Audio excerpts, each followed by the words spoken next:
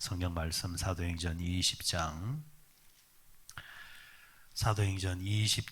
17절에서 24절의 말씀입니다. 주여 감사합니다. 사도행전 20장 17절에서 24절까지의 말씀 같이 읽습니다. 시작. 바울이 밀레도에서 사람을 에베소로 보내어 교회 장로들을 청하니 오매 그들에게 말하되 아시아에 들어온 첫날부터 지금까지 내가 항상 여러분 가운데서 어떻게 행하였는지를 여러분도 아는 바니 곧 모든 겸손과 눈물이며 유대인의 관계로 말미암아 당한 시험을 참고 주를 섬긴 것과 유익한 것은 무엇이든지 공중 앞에서나 각 집에서나 끄리낌 없이 여러분에게 전하여 가르치고 유대인과 헬라인들에게 하나님께 대한 회개와 우리 주 예수 그리스도께 대한 믿음을 정언한 것이라. 보라, 이제 나는 성령에 매여 예루살렘으로 가는데 거기서 무슨 일을 당할는지 알지 못하노라. 오직 성령이 각 성에서 내게 정인하여 결박과 환난이 나를 기다린다 하시나 내가 달려갈 길과 주 예수께 받은 사명 곧 하나님의 은혜의 복음을 정언하는 일을 마치려 하면은 나의 생명조차 조금도 귀한 것으로 여기지 아니하노라. 아멘. 최민솔, 김지영 1,000번째, 68번째 드립니다. 사도행전 20장 17절에서 24절의 이제 단락을 이제 통해서 바울이 아시아와 마게도냐, 그러니까 유럽에 이제 복음을 전거한 뒤에 이제 다시 그 예루살렘으로 이제 돌아가는 이제 그 장면 속에서 바울이 지금 장소적으로는 밀레도라는 곳에 있습니다. 밀레도라는 곳에 있는데 이 밀레도라는 곳에서 윗지방에 있는 에베소에 있는 장로들을 이제 청해 가지고 마지막 이제 고별 인사를 하는 장면이 나옵니다. 자, 이 대목에서 바울이 청했을 때에 바로 이제 내려와서 바울을 이제 만나고 바울과 정을 나누는 장로들에 대한 이야기, 그리고 그들이 함께 이제 부둥켜 안고 우는 이야기. 오늘 본문에는 나오지 않지만은 20장 끝에 가 보면은 바울과 그 장로들이 함께 헤어지면서 이제 다시 우리가 만날 수 없음에 대해서 애달아하면서 우는 장면 이야기. 그래서 그 울음의 의미가 뭔가에 대해서 오늘 함께 말씀을 잠시 나누도록 하시겠습니다. 자, 목회자와 장로의 관계가 지금 나오고 있습니다. 자, 밀레도에서 에베소까지 거리가 약 얼마가 되느냐니까 약 한 50km 정도 됩니다. 그런데 이 50km라는 것이 오늘날 뭐 고속도로처럼 아니면 국도처럼 길이 잘 닦여져 있는 그런 50km가 아닙니다. 밀레도와 에베소 사이는 산악지형입니다. 산악지형, 그러니까 곧장 가는 50km가 아니라 둘러둘러 가는 그 산길 가는 그런 50km면은 정말 만만치 않은 길이란 말이죠. 교통수단이라는 것이 그 당시 오늘처럼 발달되지 않으니까 이런 거리가 만만치 않은데 바울이 전가를 보냈을 때에 에베소 장로들이 주체 없이 바로 이제 내려와서 바울을 만나는 그 장면, 오늘 현대교회에서는 참 찾아보기 힘든 모습이지 않겠나 싶습니다. 세상이 이제 가면 갈수록 마음이 이제 각박해지는 것을 우리가 보고 있습니다. 더 나을 것 없이 자기 이제 개인주의, 내가 일단 살아야 네가 다음이 있다라는 식이죠. 그런데 우리가 신앙을 처음 가졌을 때 우리 선배들의 믿음을 보면은 그러지 않았습니다. 선배들의 믿음은 성경 그대로였습니다. 먼저 주라. 그래야면 네가 복을 받을 것이다. 먼저 주는 자, 내가 받고 주는 것이 아니라 주고 그 다음에 하나님께 맡기는 신앙이었습니다. 그러다 보니까 항상 나보다는 다른 것을 먼저 생각하는데 그 다른 것이 하나님이 주신 그 가치, 하나님이 주신 가치가 맞다고 한다면 그것을 위해서는 아낌없이 자기 것을 내어주는 그 신앙, 그게 성경의 신앙이고 그 신앙을 옛날 우리의 믿음의 선배들은 그대로 쫓았다라는 거죠. 하지만 오늘날 현대에 와서 가만히 보게 되어지면은 자기 개인화가 너무 많이 되어 있습니다. 좋은 말을 해도 면피용입니다. 그냥 듣기 좋은 소리만 하고 자기 피해 나가는 그런 말들만 한다라는 거죠. 절대 사람들이 손해를 안 보려고 한다는 겁니다. 그냥 십자가는 목에 거는 십자가지 십자가를 지기 위해서 신앙생활을 하길 싫다라는 겁니다. 그럴 수는 있습니다. 신앙생활 시작할 때는 다 그렇게 시작을 합니다. 하지만 신앙생활 그렇게 시작했다 할지라도 신앙생활 하는 가운데서 십자가의 복음을 깨달아지게 되어지면은 주님 가신 길을 나도 가겠다. 내가 사는 것이 아니요 내 안에 예수께서 사는 것이라 하면서 그 삶을 추구하는 삶으로 가야 되는데 그 삶으로 안 넘어가려고 한다는 겁니다. 이유는 세상의 모습이 그렇기 때문에. 세상이 그렇잖아요. 그런데 문제는 결정적인 옛날과 지금의 차이가 뭐냐니까 예전에는 세상이 그렇다 할지라도 복음으로 성경대로 살려고 했던 모습이 있었다고 한다면 지금은 세상이 그렇기 때문에 세상과 같이 동일시하려고 한다는 겁니다. 여러분, 방주가 어디 있었습니까? 물 위에 있었잖아요. 그 물이 어떤 물입니까? 심판의 물, 저주의 물이잖아요. 다 죽어나가는 물이잖아요. 그러니까 방주 밖의 물은 세상을 말하는 겁니다. 그런데 방주 안에는 세상에 물이 들어왔습니까? 안 들어왔습니까? 안 들어왔잖아요. 안 들어와서 그들이 살은 거잖아요. 신앙생활이 이와 같다는 겁니다. 신앙이 사냐 안 사느냐 그 차이가 뭐냐 하면은 세상의 방식, 세상의 이념, 이 세상의 그런 가치관이 그 사람의 신앙을 잡고 있으면은 그 사람은 죽은 믿음이에요. 세상의 가치가 그렇다 할지라도 세상과 상관없이 말씀 위에 서서 말씀대로 살아가면은 그 사람의 신앙은 살아있는 믿음이라는 겁니다.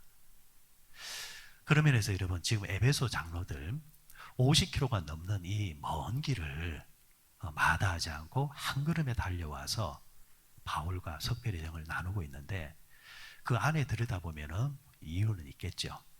첫 번째 이유는 에베소에서 바울이 이제 복음을 전할 때에 그 전했던 그 장소가 만만치 않았다는 것을 우리가 잘 알고 있습니다. 그런 가운데서 약 한 3년의 시간 동안 이곳에서 복음을 뿌렸을 때에 두란노 서원에서 말씀을 뿌렸을 때에 시간이 지났을 때에 제자들이 자라났다는 거죠. 그런데 그 제자들이 이제 뭐가 됩니까? 지금 장로가 되어 있는 겁니다.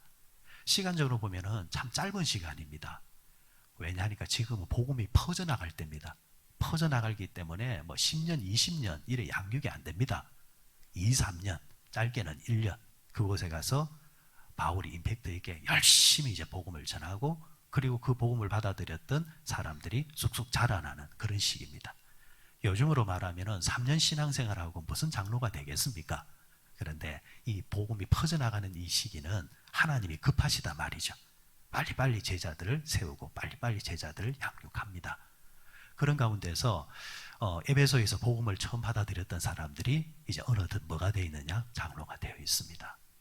이제 그들이 바울이 이제 아시아를 떠난다, 유럽을 떠난다 이러니까 예루살렘으로 돌아간다 이러니까 야 이제 다시 볼 수 있겠느냐? 우리의 스승인 목회자인 바울을 단 한 번이라도 보러 가자 이러면서 지금 이곳에 오게 된 겁니다. 자 이런 가운데서 이제 석별의 정을 이제 나누게 되어지는데 그만큼 바울과 그 장로들의 뭡니까? 사이가 돈독했다라는 거죠. 신앙이 이제 돈독하고 목회자와 성도의 사이가 돈독했다라는 거. 그런데 오늘날 현대 와서 교인들의 이제 교회들마다 보면은 항상 문제가 어디서 나느냐 하면은 지금 본문에서 부둥켜 하고 있는 바울과 그리고 장로들, 그러니까 사역자와 장로들 사이에서 문제가 일어나는 겁니다. 여러분 교회는 항상 어디서 문제가 사단이 나느냐? 당에서 나는 겁니다. 그러니까 교회마다 당회들이 건강하면 그 사이가 좋으면 괜찮은 겁니다. 가정도 그렇잖아요. 부부 사이가 건전하면 괜찮으면 가정이 괜찮은 겁니다. 그런데 부부 사이가 어그러지기 시작하면은 자식과의 관계도 어그러지게 돼 있고 가정이 다 그렇게 된다라는 겁니다. 그러면서 여러분 오늘날 교회마다 그런 게 있죠. 교회는 직분이 있지만은 그 직분이 뭡니까? 서열이 아니잖아요. 그런데 자꾸 현대교회 와서 교회들이 자꾸 서열화하려고 한단 말이죠. 섬김을 받으려고 교회 오는 것이 아니라 섬기러 오라 했는데 자꾸 서열화 하니까 여기서 자꾸 헷갈리기 시작하는 겁니다. 그럼 여러분, 교회에서 장로들은 어떤 역할을 하는 겁니까? 장로들은 뭡니까? 교인들의 대표입니다. 교인들의 대표. 왜? 교인들이 뽑았으니까. 그러면 목회자는 뭡니까? 목회자는 뭐예요? 어떤 교회는 그러대요. 목사님은 말씀만 전하시라고. 말씀만 전하시라고. 듣기는 참 좋지만은 그게 뭐냐니까 가만히 있으라는 겁니다. 입도 열지 말라는 겁니다. 그러면 그 사람은 그냥 말씀 전하는 자지 목회자는 아닙니다. 목회자가 뭐냐? 목양지가 있다는 겁니다. 목양지가 있다는 말은 뭐예요? 성경의 말씀대로 내 양떼를 치라. 그러니까 양떼를 관리하라. 관계없는 거예요. 이 함정에 빠지는 겁니다. 그런 목회자는 뭐냐? 그 교회의 대표입니다. 교인의 대표는 장로요. 교회의 대표는 목회자인 겁니다. 이 관계만 잘 이해하면은 문제될 거 없습니다. 그런데 이런 관계와 상관없이 성경과 관계없이 세상의 서열화식으로 자꾸 가려고 하다 보니까 문제가 나고 사단이 나고 하나님의 거룩한 교회를 정작 앞에 선자들이 무너뜨린다라는 겁니다. 우스갯소리로 나중에 천국 가봐야 한다고 합니다. 천국 왜 가봐야 되느냐? 천국에 그 목사가 있는지, 천국에 그 장로가 있는지 확인해 봐야 된다라는 겁니다. 얼마나 무서운 이야기입니까? 그죠? 자, 그에 반해서 오늘 본문에 나오는 이 장로들 50km가 넘는 이 길도 마다하지 않고 한 걸음에 달려와서 지금 바울을 배웅을 해주고 있습니다. 그리고 바울은 또 그들에게 정을 나누면서 또 에베소 교회를 잘 부탁한다. 다음에 누가 오든 간에 그 사람, 그 목회자를 잘 모셔서 에베소 교회를 잘 세워나가라. 근데 이 당시 목회자가 누구냐 하면은 바로 디모데입니다. 디모데. 자, 디모데 전서에 보면은 그런 말이 나와요. 디모데에게 바울이 그런 말을 합니다. 디모데야, 네 연소함이 업신여기지 않도록 네가 열심히 해야 된다라는 것. 그 말은 오늘 우리식으로 말하면 목회자가 워낙 젊습니다. 그런데 그 당시 에베소 장로들은 어떻다는 거예요? 나이가 많다라는 거예요. 이 부분이 핸디캡이 돼가지고 목회에 지장 받지 않도록 네가 부지런히 해야 된다라는 당부. 그러니까 오늘 우리가 생각할 수 있는 그런 일들이 이 당시에도 있었다라는 겁니다. 그런데 중요한 것은 항상 사람입니다. 어떤 목회자가 그곳에 있느냐, 어떤 장로가 그곳에 있느냐에 따라서 안 좋은 자리도 좋은 자리가 되고 좋은 자리도 나쁜 자리가 되는 겁니다. 옛날에 어떤 후배가 제게 그런 말을 하대요. 목사님, 좋은 목회자 있으면 좀 소개 좀 시켜주십시오. 그래, 제가 그랬습니다. 그런 데 있으면 나도 좀 이야기 좀 해도. 세상에 좋은 목회자는 없습니다. 세상에 좋은 목회자가 어디 있습니까? 좋은 목회자를 어떻게 하는 거예요? 만들어가는 겁니다. 성도들과 함께 협력해서 세워나가는 곳입니다. 지상의 어떤 교회도 완전한 교회는 없다라는 겁니다. 하지만 바울이 가는 곳곳마다 뭡니까? 교회가 세워지고, 그죠? 교인들이 건강하며 또 하나님의 복음이 왕성하게 전파되시는 것. 자, 우리가 꿈꾸는 이제 교회인데, 그러면은 나는 그 속에 있는 교회의 일원으로서 나는 지금 어떤 처세를 하고 있는가? 어떤 섬김을 하고 있는가? 자기 자신을 잘 돌아보면서 오늘 이제 바울과 이 장로들이 이렇게 만나서 대화를 나누고 또 석별의 정을 나누는 이 장면 하나의 모습 속에서도 그만큼 그들의 관계가 돈독했다는 것을 우리가 함께 보면서 우리가 마지막까지 우리가 이 땅에서 신앙생활할 때에 이런 모습으로 우리가 신앙생활하다가 가야 되는 것이 맞지 않나. 이 땅에서 서로 싸우고 서로 상처 주고 서로 손가락질하고 그래서 나중에 하나님 앞에 갔을 때 과연 떳떳할 수 있을까? 부끄럽지 않을까? 너 싸우다 왔냐?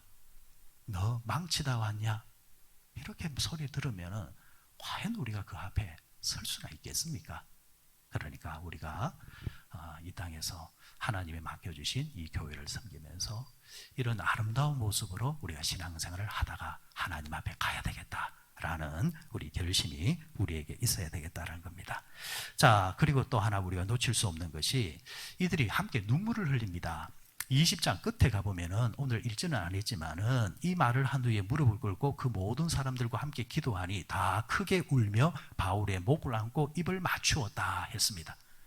그 이유는 마지막 절에 다시 그 얼굴을 보지 못하리라 한 말로 말미암아 더욱 근심하고 배에까지 그를 전송했다라는 이야기가 나오죠. 자, 다시 만나지 못한다. 그런데 왜 다시 만나지 못하느냐라는 거예요. 만날 수 있잖아요. 만날 수 있잖아요. 그죠? 그런데 다시 만나지 못함을 바울도 알고 있고 이 장로들도 알고 있어요. 왜? 지금 바울이 가는 길이 다시 만나지 못할 길을 가고 있는 길이기 때문입니다. 지금 일단은 단순적으로는 바울이 어디를 가느냐 하니까 예루살렘으로 올라갑니다. 그리고 나중에는 어디까지 가느냐? 로마까지 갑니다. 이게 바울의 최종 목적지입니다. 그런데 가는 여정 자체가 다음에 우리가 뒤에 본문에 이제 사도행전 뒤에 나오는 이야기를 보면 알겠지만은 오늘 이렇게 울었던 이유대로 모습대로 정말 바울이 예루살렘이나 아니면 로마로 가는 여정이 정말 만만치 않았습니다. 죽을 고비를 몇 번을 넘깁니다. 그리고 바울은 훗날 순교를 당합니다. 이걸 바울이 알고 장로들이 안다라는 거예요. 그래서 우는 거예요. 자, 그러면은 울지 않는 방법 딱 하나 있습니다. 어떻게 하면 울지 않을까요? 울지 마. 뭐 울지 마 한다고 안 울 거 아니잖아요. 그러면 안 울 수 있는 방법 하나 있습니다. 어떻게 하면 안 울까요? 안 가면 되는 거예요. 고난의 길을 안 가면 되는 거예요. 그렇잖아요. 모르고 가면 모르겠지만은 알고 가는 거니까 아는 이상 안 가면 되잖아요. 우리도 그렇잖아요. 알면은 안 가잖아요. 물으면은 아유 목사님 알고는 못 갑니다. 아유 2번 하라면 못 하겠습니다. 몰랐으니까 했죠. 그 말이 정답인 겁니다. 그런데 지금 이들은 알고 있단 말이에요. 알고 있는데 왜 가냐라는 거예요. 왜 울면서 왜 가냐라는 거예요. 그런데 성경에는 이런 아이러니한 역설의 이야기가 많이 나옵니다. 여러분 시편 126편에 씨를 뿌린다 했습니다. 어제처럼 비가 올 때 비가 쏟아집니다. 그런데 농부가 나가서 씨를 뿌리는데 그런 비 맞으면서 씨를 못 뿌리잖아요. 그런데 문제는 그 때를 놓치면은 씨 뿌리는 시기가 지나가기 때문에 뿌릴 수도 없고 안 뿌릴 수도 없고, 그러니까 이 사람이 뿌리는데 어떻게 뿌려요? 울면서 뿌리는 거예요. 그런데 성경의 결론은 뭐였습니까? 울며 씨를 뿌리는 자는 그 단을 가지고 돌아오리라. 울면서라도 해야 될 일이 있다는 거예요. 아니 울 일인데 왜 해? 그런데 성경은 울면서도 해야 될 일이 있다는 거예요. 그게 신앙의 길이에요. 여기까지 가야 그 사람이 교회의 비밀을 아는 사람이고 신앙의 비밀을 아는 사람이에요. 교인화된 시대 속에서는 울면서는 안 하려고 합니다. 내 교회가 없어요. 내가 그러면서까지 내가 울면서까지 속상하면서까지 뭐하러 해? 이런단 말이에요. 교회를 수십 년 다닌 사람도 떡 한 달을 말이 교회 위로받고자 오지, 내가 사랑받고자 오지, 내가 이런 대접받고자 옵니까? 이런단 말이에요. 그러면은 십자가가 왜 있냐라는 거예요. 십자가가 뭡니까? 울면서 간 길이잖아요. 아버지여 나의 원대로 마시고 아버지 뜻대로 하시옵소서. 이 잔의 고통이 얼마나 큰지를 알면서도 울면서도 간 길이 십자가잖아요. 그러면 주님께서는 너희들도 나를 따르라 했잖아요. 그런데 우리는 따르면서 그런 낌새가 보이면 도망가 보거든요. 피해버리거든요. 안 지려고 하거든요. 나는 안 된다. 네가 한단 말이에요. 이게 아직까지 신앙의 정수를 못 본 자들입니다. 신앙의 정수를 맛본 자들은 왜 그렇게 해야 되는 줄 압니다. 부모가 자식을 놓으면요, 자식 놓기 전에는 지그들 마음대로 삽니다. 그런데 그렇잖아요. 자식을 낳아봐야 어른이 되잖아요. 자식을 부둥켜 안고 울어봐야 어른이 되잖아요. 근데 자식을 넣어놓고 내 싫다라고 자식을 버립니까? 야, 야 때문에 내 인생 꼬였다. 내 마음대로 할 수도 없고 이게 뭐야? 그러면서 그 애를 버립니까? 그러면 그거는 짐승만도 못한 인간이고 인간이 아니라는 거죠. 하나님이 주신 형상을 가진 인간은 기본적으로 그러한다 할지라도 그 아이를 부둥켜 안고 책임지는 게 부모잖아요. 울면서도 키워내잖아요. 무슨 말이냐니까 신앙의 세계도 의미와 가치의 경지를 깨닫게 되어지면은 그게 가능한 거예요. 신앙의 가치가 뭐냐? 신앙의 의미가 뭐냐? 그걸 알아야 된다라는 거예요. 그러면은 그 사람은 좋을 때나 힘들 때나 신앙을 부여잡고 가는 겁니다. 바울과 이 장로들이 그 경지에 있는 겁니다. 안 가면은 웃을 수 있고 안 가면은 편해서 울 일이 없지만은 그래도 가야만 하는 길이기 때문에 울면서라도 가야만 하는 길이기 때문에 지금 울고 있는데 우리는 지금 이런 눈물이 우리에게 있느냐라는 겁니다. 내 개인의 고난, 내 개인의 아픔에 대해서는 울 줄 알았지.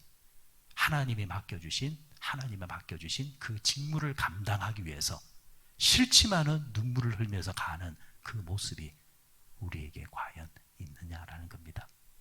레벨이 다르다라는 거죠. 말씀을 이렇게 정리하고 싶습니다.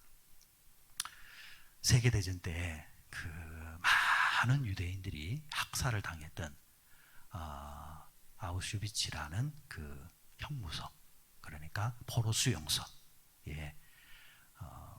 정신학자였던 빅터 플랭큰이라는 사람이 이제 그 수감이 됩니다. 근데 이 사람이 그곳에서 생활을 하는데 바깥에서는 내노라 하면서 깨끗하게 살던 사람이 하루아침에 이런 죄수가 되어서 이름도 없이 뭐 911번 이런 번호만 달고 산다는 자체가 벌써 절망이죠. 이 수용소에서 그는 매일 뭘 보느냐니까 총알도 아까워서 실험의 대상으로 죽어나가는 사람, 죽으러 가는 사람, 그러니까 가스실에 집어넣는 사람들 매일 아침마다 봅니다. 어떤 날은 1000명이 넘는 사람들이 하루아침에 이 가스실에 들어가서 죽어나가는 것을 봅니다.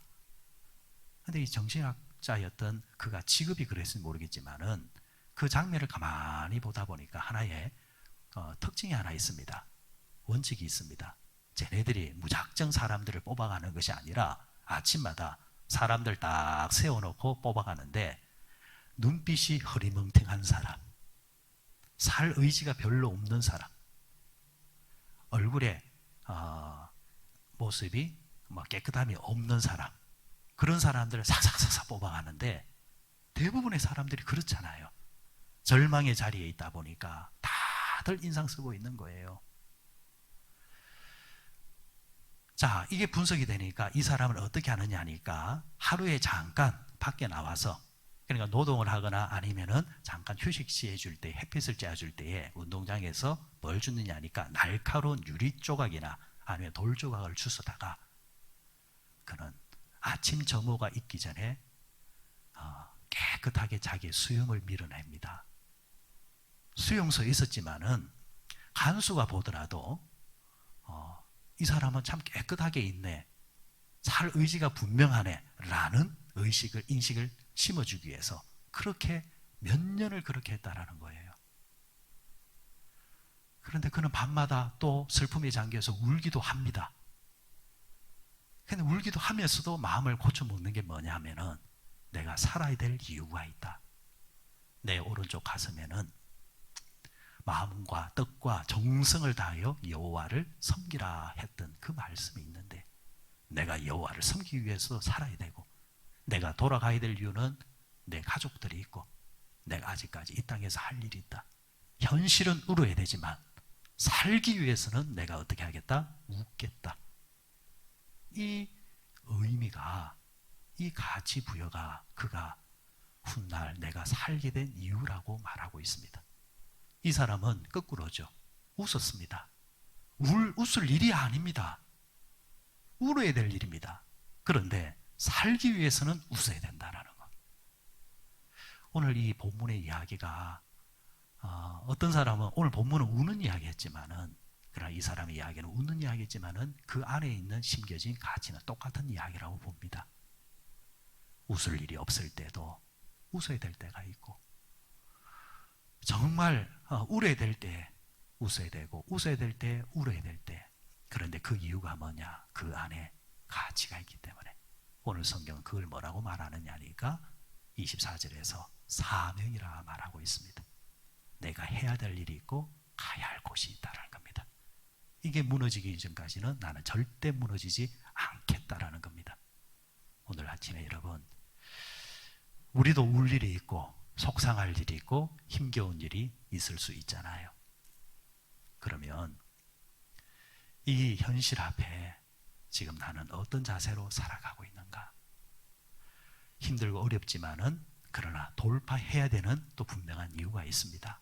내 기도를 들어주시는 하나님이 계시고, 그 또한 또 하나님 맡겨주신 내 일이라고 한다면 여러분들 감당하십시오. 피해가지 마시고 그냥 부둥켜 안고 감당하십시오. 달려가십시오. 그럴 때에 내 옆에 주님이 함께 달려가고 있다는 것을 여러분들 보게 될 겁니다. 그때 누리는 또 평강과 그 환희는 또 이루 말할 수가 없습니다. 오늘 바울이 나의 달려갈 길 다 간 후에 내 목숨을 조금 더 귀한 것으로 여기지 않고 달려가느라 결국 이 고백이 그는 로마까지 가서 이 사명을 완수하였다.